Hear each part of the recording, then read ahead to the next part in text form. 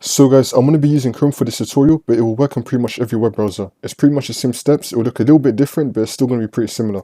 So now once you're on a web browser, you're going to click on the three dots on the top right, and then click on Settings. On the left hand side, you're going to click on Downloads, and now you're going to change your download location. So you're going to click on Change,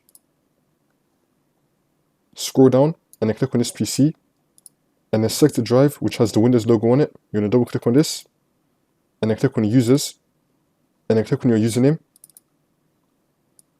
and then click on the downloads folder. And now you're going to click on select folder. And now if you want to save your downloads to a different folder, that's also fine. You just want to select a different folder. So once you have downloads selected, you're going to click on select folder. And then this should fix your problem. And now you just want to restart Chrome or your web browser, open it back up again, and then this should fix your problem. If the problem is still not fixed for the second method, you're going to head over to search and type in add or remove programs, click on it. And then once you're on this, you're going to locate your web browser. When you find it, you're going to click on the three dots, and then click on uninstall, and then uninstall it. Then you just want to reinstall it again.